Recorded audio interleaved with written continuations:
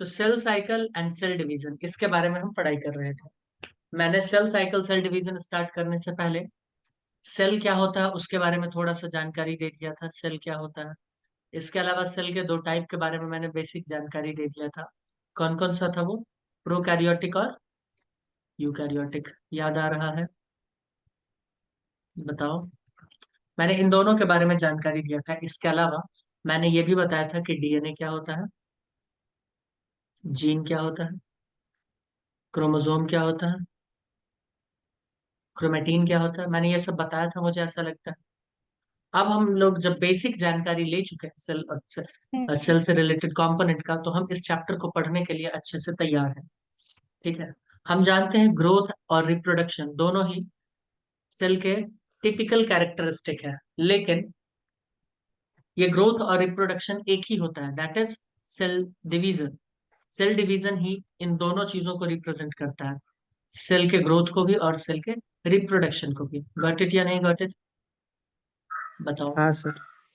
Yes. Got it. All cells reproduce by dividing into two, with each parental cell giving rise to two daughter cells each time they divide। हम ये जानते हैं कि हर बार एक cell divide करके दो या दो से अधिक भी बनाते हैं कुछ सेल्स, ठीक है, बनाते हैं, और फिर पेरेंटल सेल्स का कोई एग्जिस्टेंस नहीं रह जाता। हाँ या ना? फॉर एग्जाम्पल, अगर हम बात करें इसका, ये एक सेल है, ठीक है। Omkar, mute your self, let me mute you. ये है एक सेल, कुछ समय बाद ये डिवाइड करेगा और डिवाइड करके कितना बना देगा? दो, एक इधर एक इधर। तो क्या, अब मुझे ये बताओ, क्या इसका कोई एग्जिस्टेंस अब रहेगा? नहीं, ये डिवाइड हो चुका है, ये खत्म हो चुका है। अब यह ऐसा कुछ भी नहीं बचा, ठीक है। Mm-mm. यस। तो जब जब डिवीजन होता है सेल का, तो पेरेंटल सेल का कोई एग्जिस्टेंस नहीं रहता, बट उसके अलावा दो न्यू सेल्स आ जाते हैं। मैं दो जान के बोल रहा हूँ क्योंकि मोस्टली यही होता है, ठीक है। हाँ, कहीं कहीं मल्टीपल भी होते हैं, बट मैं तो यहाँ पे दो का ही बात करूंगा। मैं यहाँ पे कितने का बात करूंगा? दो का ही। ठीक है, आगे बढ़े। यस, आइए। These newly formed daughter cells can themselves grow and divide, giving rise to a new cell population that is formed by the growth and division of single parental cell and its progeny. In other words, the cycle of growth and division allow a single cell to form a structure consisting of millions of cells. अब ये हम जानते हैं, अगर मैं इसे ही दिखा दूं, ये एक सेल है, ठीक है। ये डिवाइड करके कितने सेल्स बनाए? दो सेल्स, ठीक है। ये, अरे एक मिनट, ये कितना सेल बनाया? दो सेल। धीरे धीरे ये सेल भी ग्रो करेगा, हाँ या ना? करेगा या नहीं करेगा? और फिर ये डिवाइड करके कितना बना देगा? हाँ, दो सेल। हाँ, बोलो बच्चों, सही बात है या नहीं है? तो सही। ये ऐसे डिवाइड कर रहा है, ये ऐसे हम्म, ग्रो कर रहा है, ये ग्रो कर रहा है, और ये डिवाइड कर गया। फिर ये क्या करेगा? फिर ये भी ग्रो करेगा धीरे धीरे, फिर ये भी ग्रो करेगा, ये भी ग्रो करेगा, और फिर ये क्या करेगा? डिवाइड करके दो बना देगा। क्या ये चक्र चलता रहेगा? बोलो बोलो, क्या ये चक्र चलता रहेगा भाई? सर। योगेश दादा बताओ। हाँ, एक सेल इधर देखो, ये एक सेल था, एक से बन गया दो, दो भी, दोनों आपस में ग्रो करता गया, ग्रो करता गया। फिर ये डिवाइड करके फिर से छोटे छोटे दो नए सेल्स बनाए, उसमें से भी वो सेल्स फिर से ग्रो करते गए, फिर ग्रो करते चले गए, और फिर से डिवाइड करके। तो ऐसे तो ये प्रोसेस हमेशा के लिए चलता रहेगा। तुम बोलोगे यस, ये हमेशा के लिए चलेगा। बोलो, कोई कंफ्यूजन है क्या? बोलो बच्चों। नहीं। इसी तरह का कोई कंफ्यूजन यहाँ तो होना ही नहीं चाहिए, ठीक है। तो इससे हमें क्या पता चलता है? हम्म, इससे हमें यह पता चलता है कि अगर हम सिर्फ एक सेल का ही बात करें, सिर्फ इसी सेल का बात करें, तो इसके पास कैपेसिटी है कि ये millions and billions of cell बना देगा अकेला। इसके पास टैलेंट है, हाँ या ना? डिवाइड कर करके, कर करके, बदले में वो भी हाँ, डिवाइड करेगा। तो अगर मैं बताऊं, इसका कहानी शुरू हुआ था यहाँ छोटे से सेल से, फिर ये ग्रो करता गया, ग्रो करता गया, ग्रो करता गया, और फिर से एक छोटा सा सेल पे ही आ गया कहानी, ठीक है। और फिर ये ऐसे ग्रो कर रहा, तो एक साइकिल टाइप का नहीं बनता है क्या? साइकिल तुम बोलोगे कहाँ से हाँ कहाँ? सर। तो साइकिल बनता है इसके उदय, यानी इसके बर्थ के लेके, बर्थ यहाँ से हुआ है, इसके डिवीजन की वजह से इसके बर्थ से लेके इसके डेथ तक, अगर इसको मैं डेथ मान लूं कि ये डिवाइड करके 2 बन जाता है, तो ये सेल का एक जीवन चक्र नहीं कह सकते क्या? हाँ। तो ये हो गया एक सेल साइकिल। बताओ कोई प्रॉब्लम है इसमें? No problem. नहीं। सेल डिवीजन जो नहीं। होता है, सेल के जो डिवाइड करने का तरीका होता है बच्चों, वो होते हैं 2 तरह के। वो कितने तरह के होते हैं? 2। एक होता है माइटोसिस, एक होता है मियोसिस। ये दोनों क्या होते हैं इसके बारे में हम लोग जिक्र करेंगे, ठीक है। लेकिन वो डिवाइड 2 तरीके से कर सकते हैं। थोड़ा सा मैं आइडिया दे दूं, तो ये एक सेल है, ध्यान से देखना है। ये एक सेल है, ये डिवाइड करके 2 सिमिलर सेल्स बनाते हैं। कैसे बनाते हैं? 2 सिमिलर, अपने जैसा हू बहू। इस तरह के डिवीजन को क्या कहते हैं? माइटोसिस। क्या कहते हैं? माइटोसिस। अब कहानी है दूसरा। अब कहानी ये है कि एक सेल है, वो डिवाइड किया है पहला स्टेज में, फिर ये दोनों सेल्स भी डिवाइड किए हैं, ठीक है। ये दोनों सेल्स भी डिवाइड कर गए हैं, इतना बड़ा नहीं, छोटा सा, 1 से 2, और इससे भी 1 से 2, 1 से 2। यानी कुल मिला के अगर मैं डायरेक्ट पूछ लूं कि ये कितने सेल बना दिए, तो क्या बोलोगे? 1 से कितना बनाया है? 4। 1 से कितना बनाया है? ये 4। अकेला 1 से ये बना दिया है 4, ठीक है। और इसमें ये सेल्स सिमिलर नहीं होते। ये जो 4 बच्चे आए हैं ना मार्केट में, वो इनके अपने पेरेंट्स के जैसे नहीं होते। इसे कहते हैं मियोसिस। इसे क्या कहते हैं? मियोसिस। यानी तुम बोलोगे सर माइटोसिस सिंगल स्टेप में हो जाता है, ठीक है, और ये क्या होता है? 2 स्टेप में होता है। बताओ कोई दिक्कत? नहीं। इसमें सिमिलर सेल्स बनते हैं, नहीं। इसमें वेरिएशंस होता है बहुत ज्यादा, बहुत ज्यादा मैंने बोला, ठीक है। यानी वेरिएशन होगा इसमें, ना के बराबर। इसीलिए आइडेंटिकल भी नहीं कहते हैं। इसके अलावा इसमें क्रोमोसोम नंबर कंजर्व रहता है। क्रोमोसोम नंबर क्या होता है? कंजर्व, सेम होता है। जबकि इसमें क्रोमोसोम नंबर क्या हो जाता है? हाफ। क्रोमोसोम क्या हो जाता है? हाफ। बताओ कोई दिक्कत? और भी डिफरेंसेस है जिसको हम इसी चैप्टर में पढ़ेंगे अच्छे से। तो हम सबसे पहले पढ़ेंगे माइटोसिस। अगर कभी भी हमारे पास सेल डिवीजन वर्ड यूज कर लिया जाए, हमारे पास अगर सेल डिवीजन वर्ड यूज कर लिया जाए, तो हम किस चीज को अपने कंसिडरेशन में लेंगे? Always and always mitosis. Got it? जब तक कि वो स्पेशल केस ना हो मियोसिस का। क्योंकि हर जगह क्या होता है? माइटोसिस। मियोसिस सिर्फ और सिर्फ कब होता है? स्पेशल केस में, गैमेटोजेनेसिस के वक्त, या फिर जब प्लॉइडी को मेंटेन करना हो तब। देखते हैं। सो टर्म माइटोसिस किसके द्वारा प्रपोज किया गया था? फ्लेमिंग के द्वारा, ठीक है। Mitosis genetically identical cell produce करता है, अभी अभी मैंने बताया, जो मदर सेल के हूबहू एकदम सिमिलर होता है। बोलो कोई दिक्कत? नहीं। बोलो कोई दिक्कत नहीं है। आओ हम पढ़ें कॉज ऑफ माइटोसिस के बारे में। किसके बारे में पढ़ते हैं? Cause of mitosis. Germ plasm theory मैंने बताया था, के आई रेशियो, कैरियोप्लाज्मिक इंडेक्स। क्या होता है? Volume of nucleus upon volume of cytoplasm. यह है volume of cell minus volume of nucleus. तो वॉल्यूम ऑफ सेल में से अगर न्यूक्लियस माइनस कर दोगे, तो क्या बचेगा? वॉल्यूम ऑफ साइटोप्लाज्म ही तो बचेगा। तो ये रेशियो हमें बताता है कि डिवीजन होता है। कैसे? तुम खुद बताओ कि अगर साइटोप्लाज्म का वॉल्यूम बढ़ता जाए बढ़ता जाए, ये एक सेल है छोटा सा, ये थोड़ा बड़ा, ये थोड़ा बड़ा, ये थोड़ा और बड़ा, उसमें हम न्यूक्लियस देखते हैं। चलो मैं न्यूक्लियस को दिल से दिखाता हूँ कहाँ पे। ये मान लो न्यूक्लियस। न्यूक्लियस को किस सेल को कंट्रोल करना इजी हो जाएगा? 1 नंबर, 2 नंबर, 3 नंबर या 4 नंबर? और सबसे ज्यादा मुश्किल किस सेल को कंट्रोल करना हो जाएगा? बताओ। सर एक एक नंबर को कंट्रोल करने करने को आ जाएगा इन उसको। दोनों में इसको बहुत प्रॉब्लम होने वाला है। 1 2 तो चलो ये हाँ। कर लेगा, है ना। ये इसके कंट्रोल में हम्म। नहीं रहने वाला ठीक से। तो इसीलिए ये न्यूक्लियस क्या करता है? डिवाइड करवा देता है कि चलो आप डिवाइड हो जाओ। इस डिवीजन से क्या होता है? साइटोप्लाज्म का कंटेंट फिर से कम हो जाता है, ठीक है। न्यूक्लियस खुद को डबल करके क्या करता है, सेल को डिवाइड करवा देता है। इसे कहते हैं कैरियोप्लाज्मिक इंडेक्स या न्यूक्लियोसाइटोप्लाज्मिक रेशियो। बताओ कोई दिक्कत? नहीं। तो इसीलिए इसमें बताया जाता है कि न्यूक्लियस एफिशिएंटली कंट्रोल नहीं कर पाता एक्टिविटी ऑफ साइटोप्लाज्म, इसीलिए वो क्या करता है, सेल को तोड़ देता है स्मॉल स्मॉल सेल में। बोलो कोई प्रॉब्लम बच्चों? नहीं। वही मैंने बताया, in large cell nucleus fail to control the activity of cytoplasm. मुझे नहीं लगता इसमें कोई दिक्कत है। एनी बडी हैविंग एनी नहीं। प्रॉब्लम? मृणाली, नहीं। योगेश, वैष्णवी, ओमकार, आर्यन, नहीं। कोई?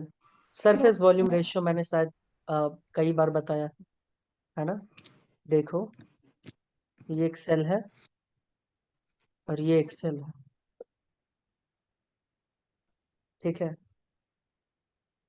अगर हम इसका बात करें सरफेस एरिया का, तो इसका सरफेस एरिया होता है 2πr, होता है ना। इसका भी होगा 2πr। लेकिन अगर मैं वॉल्यूम का बात करूं तो 4/3 πr क्यूब। क्या होता है? 4/3 πr क्यूब। अगर रेडियस आप 2 से बढ़ाते हो, ध्यान से देखो, अगर रेडियस को हम इंटू 2 करके बढ़ा देते हैं तो यहाँ सरफेस एरिया 2 के कंपैरिजन में ही बढ़ेगा, देखो। लेकिन अगर मैं रेडियस को 2 से बढ़ाता हूँ तो 2 तिया 8, सॉरी 2 का पावर 3 8 होगा।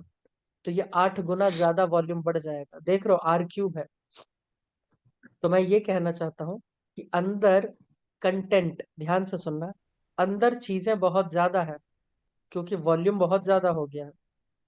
मैं बोल रहा हूँ अंदर चीजें बहुत ज्यादा है, बहुत ज्यादा। बट निकलने के लिए जो सरफेस एरिया है, रास्ता है, वो बहुत कम है। यानी एक्सचेंज ठीक से नहीं हो पाएगा। जो चीजें बाहर ले जानी है, जो चीजें अंदर आनी है, उसके लिए ये सरफेस एरिया कम हो गया। बोलो, बताए थे कि नहीं बताए थे? हम्म। तो इस वजह से सेल क्या करता है, डिवाइड कर देता है, ठीक है। वो क्या करता है, डिवाइड ही करवा देता है। Any problem? कोई प्रॉब्लम नहीं है। हाँ, cell division is very important process. हम जानते हैं सभी लिविंग ऑर्गेनिज्म के जीवन में ये बहुत इंपॉर्टेंट प्रोसेस है। सेल डिवीजन के दौरान होता क्या है, डीएनए डबल होता है, रेप्लिकेशन यानी डबल होना, and cell growth takes place. Cell growth का अर्थ क्या होता है? सेल ग्रोथ क्या होता है? सेल का ग्रोथ का मतलब है यहाँ पे 1 से 2 बन जाना, और इसी 2 में से धीरे धीरे इसका साइज बड़ा हो जाना। बोलो कोई दिक्कत? नहीं। ठीक है, बहुत अच्छी बात। देखो, all these processes, that is cell division, DNA replication and cell growth, hence have to take place in a coordinated way to ensure correct division and formation of progeny cells containing intact genome। ये intact genome का मतलब कल ही शायद बताए थे, last class में बताए थे। कोई मुझे बताएगा इंटैक्ट जीनोम का मतलब क्या है? मृणाली, मैंने बताया था शायद। इंटैक्ट जीनोम का मतलब जिसमें किसी तरह का कोई टूट फूट नहीं है ना। मान लो कोई धागा है, ऐसे है तो ऐसे ही है, ये नहीं कि एक सेकंड, कोई अगर धागा ऐसे है तो वो ऐसे ही है। ये नहीं कि यहाँ टूट गया, यहाँ टूट गया और इसको हम फेविक्विक से ऐसे जोड़ दिए हैं, लो, ऐसे नहीं है। इंटैक्ट मतलब विदाउट एनी ब्रेकेज। मैंने बताया था ना, याद करो। तो जब सेल डिवाइड करना होता है, या पूरे अगर हम सेल साइकिल का बात करें, ये सेल साइकिल मतलब बार बार मैं बोल रहा हूँ, सेल के जन्म से लेके उसके मृत्यु तक की कहानी है ये, ठीक है। इन सब प्रोसेस में सेल डिवीजन होता है, डीएनए मल्टीप्लाई हो जाता है, सेल ग्रो करता है, और ये सारा प्रोसेस कोऑर्डिनेटेड मैनर में होना है। ये सारा प्रोसेस कैसे होना है? कोऑर्डिनेटेड मैनर में होना है, ठीक है। ऐसे होना है कि जो नया प्रोजेनी में बने उसको इंटैक्ट जीनोम मिले, यानी कोई जीनोम बीच में टूटा फूटा ना हो। समझ में आ रहा है? कोई रिस्पॉन्ड नहीं कर रहे हो, बताओ समझ में आ रहा है क्या? हाँ सर। बाकी लोग? हाँ सर। तो बच्चे को मिलना चाहिए, प्रोजेनी को मिलना चाहिए इंटैक्ट जीनोम, ठीक है। मैं बार बार बोल रहा हूँ इंटैक्ट यानी किसी तरह का कोई डैमेज नहीं, नो डैमेज मैं लिख देता हूँ, है ना, नो डैमेज, सही सही मिलना चाहिए। और देखो रिस्पॉन्स के लिए मैं इसलिए बोल रहा हूँ क्योंकि ये ऑनलाइन क्लास है ना, तो समझ में तो आए कि नेटवर्क सबका सही है, सब कुछ सही जा रहा है। अब देखो, the sequence of events by which a cell duplicates its genome, genome यानी मैंने बताया था टोटल जीन, है ना सेल में। मैंने ये भी बताया था कि इस जीनोम को कुछ लोग टोटल डीएनए भी कह देते हैं, कि सेल में टोटल कितने डीएनए हैं, और मैं इसको टोटल जीन भी लिख सकता हूँ, हाँ या ना, क्योंकि जीन तो किसके ऊपर होता है, डीएनए के ऊपर ही होता है। तो जीनोम मतलब डीएनए, ठीक है। तो हाँ, तो मैं बोल रहा हूँ sequence of event by which a cell duplicate its genome, synthesize the other constituent of the cell and eventually divides into two daughter cell is termed as cell cycle। क्या बोला है ये, कि जब सेल एक छोटा सा रहता है, वो ग्रो करता है, तो ग्रो करेगा जब, तो वो सेल में जो जरूरी कॉन्स्टिट्यूएंट है उस चीज का वो निर्माण करेगा, बनाएगा अपने अंदर। सिंथेसाइज मतलब बनाना, बनाएगा कि नहीं बनाएगा, बिल्कुल बनाएगा। एंजाइम्स बनाएगा, प्रोटीन्स बनाएगा, अगर किसी तरह के सेल ऑर्गेनल्स चाहिए तो वो उसमें डेवलप हो जाएंगे, हाँ या ना, ये सब होगा। इसके अलावा बाद में वो क्या करेगा, अपने जीनोम को यानी अपने डीएनए को डबल कर लेगा। अगर किसी के पास एक डीएनए है सपोज, तो वो कितना कर लेगा, 2 डीएनए करेगा, क्योंकि उसके दोनों बच्चों में, दोनों सेल्स में जाना चाहिए वो डीएनए। और ये सारे इवेंट्स जो सेल के बर्थ से लेके उसके डिवीजन तक चल रहा होता है, इसी को तो हम सेल साइकिल कहते हैं। इस पूरे इवेंट्स को, बोलो कोई दिक्कत, इवेंट यानी घटनाक्रम को, बताओ कोई प्रॉब्लम, नो प्रॉब्लम, नहीं सर। ठीक है। Although cell growth in terms of cytoplasmic increase is a continuous process, DNA synthesis occurs only during one specific stage in cycle। अब ये बहुत इंपॉर्टेंट बात बोला है, ध्यान से सुनना, मैं जो अभी दिखाने वाला हूँ। यह है एक छोटा सा सेल, कुछ समय बाद, कुछ समय बाद, कुछ समय बाद ऐसे ही ग्रो करता है सेल, बोलो, ऐसे अपना ग्रो करता गया, कोई दिक्कत तो नहीं है किसी को, कि हाँ ऐसे ग्रो कर रहा है वो सेल, ऐसे ही ग्रो करता जा रहा है। मैं बोल रहा हूँ कि जो साइटोप्लाज्म का ग्रोथ है, एकदम ध्यान से सुनना, ये इसीलिए डार्क करके लिखा गया है क्योंकि ये बहुत इंपॉर्टेंट है। ये क्या है, बहुत इंपॉर्टेंट।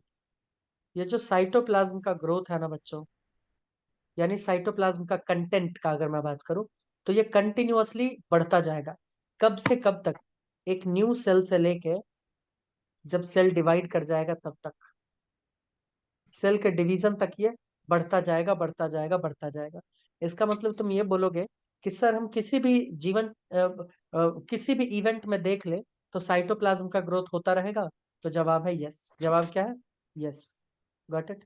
लेकिन बोला है कि अगर आप डीएनए सिंथेसिस का बात करोगे, यानी डीएनए डबल कब होता है, तो वो कुछ खास स्टेज में ही होता। मान लो हमने बोला कि इसी 3 स्टेज में हुआ है डीएनए डबल, यहाँ पे एक था, अब ये 2 हो गया, 2 हो गया, मान लो इसी 3 स्टेज में हुआ है, तो इस स्टेज को कहते हैं एस फेज। क्या कहते हैं, एस फेज, बोलो कोई दिक्कत।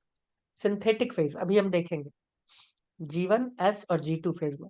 तो ये एस फेज जो होता है उसी में डीएनए क्या होता है, डबल। लेकिन साइटोप्लाज्म का कंटेंट हर स्टेज में बढ़ता जाएगा, किसी में भी तुम ये नहीं बोल सकते कि साइटोप्लाज्म अभी नहीं बढ़ रहा। हाँ, एस फेज जब तुम पढ़ोगे तो वहां साइटोप्लाज्म के बारे में कोई चर्चा नहीं होगा, लेकिन ये मान के चलना है कि साइटोप्लाज्म उसमें भी बढ़ रहा है, ठीक है, क्योंकि वहां मेन क्या हम देखते हैं, मेन देखते हैं डीएनए को, मेन क्या देखते हैं, डीएनए को। बताओ कोई दिक्कत, बोलो, सभी लोग बताएं कोई दिक्कत, अगर नहीं तो मैं आगे बढ़ूंगा, नहीं बोलो। सर। ओके, नहीं सर। नहीं। ओके, आओ फिर आगे देखें। The replicated chromosome DNA are then distributed to daughter nuclei by a complex series of events during cell division. These events are themselves under genetic control। अब मुझे ये बताओ, मैंने बोला ना एस फेज में क्या होता है, ये डीएनए डबल हो जाता है, डीएनए क्या होता है, डबल, डीएनए इंटू 2 हो जाता है, ठीक है। अब डीएनए जो डबल हुआ है, तो क्या ये खुद के लिए हुआ है, नहीं, ये जो प्रोजेनी आने वाले हैं या डॉटर सेल्स आने वाले हैं उनके लिए हुआ है। वो डॉटर सेल्स में अलग अलग जाएगा, एक इसमें तो एक इसमें। तो ये तुम्हें जितना आसान लगता है ये उतना आसान नहीं है। ये एक कॉम्प्लेक्स सीरीज ऑफ इवेंट के थ्रू डिस्ट्रीब्यूट होता है। ये डीएनए इसमें जाएगा, इसमें जाएगा, ये बड़ा ही कॉम्प्लेक्स प्रोसेस होता है, ठीक है, इसके बंटवारे का। तो उसके बारे में भी हम पढ़ेंगे। और ये सारे इवेंट्स किसके कंट्रोल में होता है? जेनेटिक कंट्रोल में होता है। किसके? Genetic control. बताओ यहां तक कोई प्रॉब्लम? जल्दी जल्दी बोलो। No problem. तो हम लोग पढ़ने वाले हैं अब सेल साइकिल को हमने कितने हिस्सों में बांटा है, ठीक है। इसे कहते हैं फेजेस ऑफ सेल साइकिल। तो आइए देखें। जो यूकैरियोटिक सेल है, ध्यान से सुनना, यूकैरियोटिक सेल, इसमें अगर हम ले ले ह्यूमन के सेल को, कल्चर में अगर हम ग्रो करवाते हैं, लैब में ग्रो करवाते हैं, तो हमने देखा कि वो 24 घंटा में, लगभग 24 घंटे में क्या होता है? डबल हो जाता है। एक से कितना बनता है? 2 बन जाता है, ठीक है। अगर इसी में अगर हम देखें यीस्ट को, यीस्ट क्या है? एक फंजाई है। क्या है? एक फंजाई। यीस्ट हो या ह्यूमन सेल, ये दोनों क्या है? यूकैरियोटिक। तो यीस्ट 90 मिनट में क्या करता है? खुद को मल्टीप्लाई कर लेता है। हर 1.5 घंटे में क्या करता है? खुद को मल्टीप्लाई करता है। तो टाइम पीरियड जो है ना सेल साइकिल का, वो वैरी करता है अलग अलग ऑर्गेनिज्म में या फिर अलग अलग सेल टाइप में। अगर हम बात करें ह्यूमन का ही, तो जरूरी नहीं है ह्यूमन के जितने सेल है वो 24 घंटे में ही डबल हो, ऐसा जरूरी नहीं है, ठीक है। तो वही मैं बोल रहा हूँ, ऑर्गेनिज्म टू ऑर्गेनिज्म ये वैरी करता है, या फिर सेल टू सेल भी वैरी करता है। बोलो कोई प्रॉब्लम? बताइए। नहीं। हमने सेल साइकिल को मेनली 2 स्टेजेस में बांट रखा है। एक स्टेज जिसमें डिवीजन हो जाता है, स्टार्ट हो जाता है, और एक जिसमें डिवीजन नहीं होता है। तो जिसमें डिवीजन नहीं होता है उसे कहते हैं इंटरफेज। तुम बोलोगे इंटर? यस, नाम से ही लग रहा है कि किसी दो के बीच में आने वाला है। इंटर बैंकिंग मतलब दो अलग अलग बैंकों के बीच में बैंकिंग जब होता है, इंटर बैंकिंग कहते हैं, हाँ कि ना? इंट्रा बैंकिंग कहते हैं विद इन द बैंक। तो इंटर बैंकिंग क्यों कहते हैं? ध्यान से देखना है। ये एक सेल, ये डिवाइड करके 2 सेल बना दिया, ठीक है। फिर ये ग्रो किया, ये भी ग्रो किया, बड़े बड़े सेल बने, और फिर ये भी अपना डिवाइड कर दिया, ये भी अपना डिवाइड कर दिया। तो मुझे बताओ, यहाँ डिवीजन हो रहा है कि नहीं? इस बड़े से सेल में, इस बड़े से सेल में डिवीजन हो रहा है कि नहीं? ग्रीन ग्रीन में। और इस बीच में तो डिवीजन नहीं हो रहा है ना, इसी को कहते हैं इंटरफेज। क्या कहते हैं? इंटरफेज। दो इंटरफेज। सेल, दो डिवीजन वाले फेज के बीच में जो आता है उसे कहते हैं इंटरफेज। Got it? हाँ सर। बोलो। हाँ, तो इसे कहते हैं इंटरफेज, और ये है डिवीजन फेज या एम फेज, जहाँ पे सेल डिवाइड करता है। ये है एम फेज, ये देखो। और ये पूरा ऐसे जो गोल है ना यहाँ पे, ये पूरा ऐसे, ये क्या हो गया? इंटरफेस। ये क्या हो गया? इंटरफेस। कैसे? तो देखो ध्यान से, ये लाल वाला, ये लाल वाला क्या है दोस्तों? इंटरफेस। अब मुझे बताओ ब्लैक, ये लाल से हम पहुंचे ब्लैक में, लाल से कहाँ पहुंचे? ब्लैक में, एम फेज में। क्या एम फेज के बाद फिर से इंटरफेज स्टार्ट हो जाएगा? हाँ, हाँ। ठीक है, बिल्कुल। तो मैं बोल रहा हूँ ये है आई यानी इंटरफेज, फिर है एम फेज, फिर है इंटरफेज, फिर है एम फेज, ठीक है। तो 2 एम के बीच में जो फेज आता है उसे ही कहते हैं interphase. Got it? Hmm, inter, इसीलिए वर्ड यूज किया गया है। आगे बढ़े, पढ़े इंटरफेस के बारे हाँ में सर। कुछ कुछ। आइए,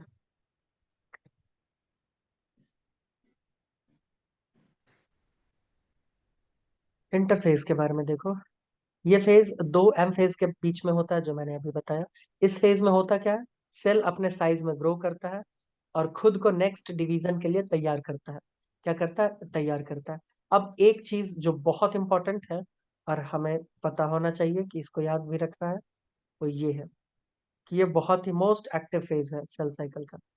लेकिन फिर भी इसे क्या कहते हैं? Resting phase. इधर देखो, इसे फिर भी क्या कहते हैं? Resting phase. इसके ऊपर सवाल आ चुका है। अब तुम बोलोगे ये काफी अजीब सा बात नहीं हो गया? ये है मोस्ट एक्टिव फेज और आप इसको बोल रहे हो रेस्टिंग फेज, ऐसा क्यों? क्योंकि जब आप इंटरफेज के दौरान, यानी जब तुम इस फेज में इसको माइक्रोस्कोप से देखोगे ना, समझ रहे हो बच्चों, तो तुमको कोई चेंज हम्म, होता हुआ दिखेगा नहीं। कोई चेंज तुमको दिखेगा नहीं। अब मुझे एक बात बताओ, तुम किसी घर को देख रहे हो ऊपर से, अंदर भले ही कुछ भी हो रहा हो, ऊपर से तुमको कोई चेंज ही नहीं दिख रहा है, तो क्या तुम उसको क्या बोलोगे कि सर इसमें तो कोई चेंज हो नहीं रहा है ना? अंदर से भले ही कितना भी डेकोरेशन कर रहा हो, कुछ भी कर रहा हो, है ना? वही मैं बोल रहा हूँ कि ये इंटरफेस ऐसा है कि इसमें होता तो बहुत कुछ है। मैंने बोला ना मोस्ट एक्टिव फेज, याद रखना, एम फेज से भी ज्यादा एक्टिव होता है ये, लेकिन हमें इसके चेंजेस को देख ही नहीं पाते हम इसके चेंजेस को माइक्रोस्कोप में। इसीलिए कुछ साइंटिस्ट इसको क्या कहते हैं, रेस्टिंग फेज। क्या कहते हैं? Resting phase. Got it? हाँ sir. Because these changes were not visible under microscope.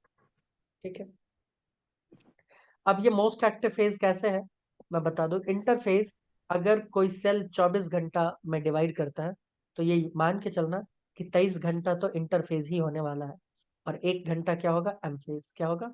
M phase. 95% duration cell cycle का क्या होता है? इंटरफेज। क्या होता है? इंटरफेज। इसमें हम क्या करते हैं? इसमें सेल को ग्रो करवाते हैं, ठीक है, इसमें डीएनए रेप्लिकेशन करवाते हैं। क्या करवाते हैं? डीएनए को रेप्लिकेट करवाते हैं। इसके अलावा हम क्या करते हैं? इसके अलावा प्रिपेयर करते हैं डिवीजन के लिए, है ना? डिवीजन के लिए जब प्रिपेयर करते हैं तो हम एंजाइम बनाते हैं, हम प्रोटीन्स बनाते हैं, है ना? हम रेस्पिरेशन करते हैं, हम स्पिंडल फाइबर बनाते हैं, ये सब चीजें बनता है। सेल जब ग्रो कर रहा होता है तो उसके लिए भी अलग अलग प्रोटीन चाहिए।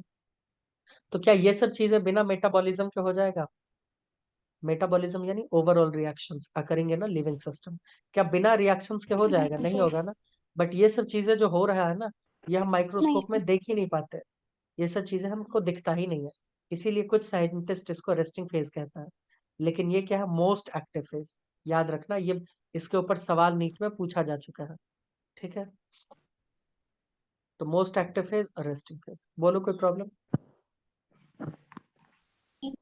नहीं ठीक है, नहीं सर। ओके। अब देखो, हॉवार्ड एंड पेल्क, इन्होंने इंटरफेज को 3 सब स्टेजेस में बांट दिया।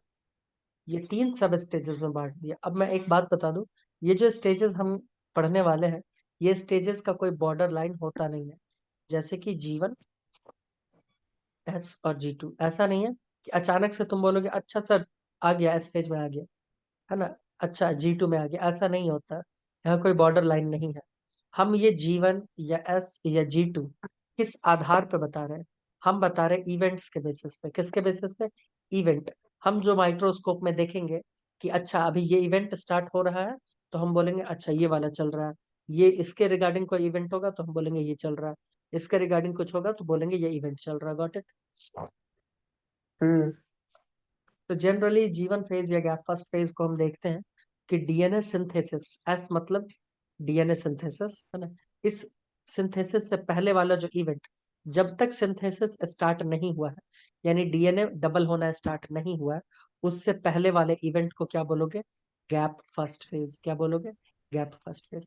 जैसे ही डीएनए का जैसे ही डीएनए का सिंथेसिस स्टार्ट हो गया, जैसे ही डीएनए का सिंथेसिस स्टार्ट हो गया, तो हम क्या बोलेंगे? इसे एस फेज। दिख जाएगा ना भाई, डीएनए डबल होना स्टार्ट हो गया, तो उसको कहेंगे एस हम्म। फेज। कोई प्रॉब्लम? और नहीं जैसे ये कंप्लीट हो जाएगा, जैसे ही ये कंप्लीट हो जाएगा, हम लोग इसको क्या बोलेंगे? G2 phase. क्या बोलेंगे? G2 phase. गॉट इट या G2 नहीं गॉट पे इट? तो गॉट इट कुल सर। मिला के हम इवेंट के ही बेसिस पे कह रहे हैं। हाँ, यहाँ कोई बॉर्डर लाइन नहीं खींच सकते कि अच्छा इसके बाद यही होगा, उसके बाद वही होगा, है ना? ऐसा कुछ हम बॉर्डर लाइन नहीं खींच सकते। गॉट इट या नहीं गॉट इट? Got it. बोलो यस। अब G2 कब समाप्त होगा? जब एम फेज का हमको चेंजेस दिखना स्टार्ट हो जाएगा, तो हम समझ जाएंगे कि इंटरफेज भी अब समाप्त हो चुका है, अब सेल डिवाइड करने के लिए रेडी है। तो इस G1, S और G2 फेज में क्या क्या चेंजेस होता है, उसके बारे में हमें पढ़ना पड़ेगा। उससे पहले हम इस साइकिल को देखते हैं। दिख रहा है ये साइकिल? G1, S और G2। तो मुझे एक बात बताना, G2 कहाँ कहाँ पाया जाता है? तुम बोलोगे S और M के बीच में। G1 कहाँ कहाँ पाया जाता है? S और M के बीच में, हाँ या ना? दोनों S और M के बीच में ही पाया जाता है, इसीलिए इसे कहते हैं गैप। क्या है? गैप। ये पहला गैप है ना, गैप फर्स्ट, और ये क्या है? Gap second. बोलो कोई दिक्कत? ये पूरा जो हाँ। ब्लू वाला लाइन है, इस पूरे ब्लू वाले लाइन को हम क्या कह रहे हैं, इंटरफेस। और इसी को हमने 3 हिस्सों में बांटा है, इसी को हमने 3 हिस्सों में बांटा। कोई दिक्कत? नहीं सर। यहाँ तक तो कोई दिक्कत होना नहीं चाहिए। ठीक है, तो G1 S और G2 फेज के बारे में हम लोग देखेंगे नेक्स्ट वीडियो में। तब तक के लिए बाय बाय।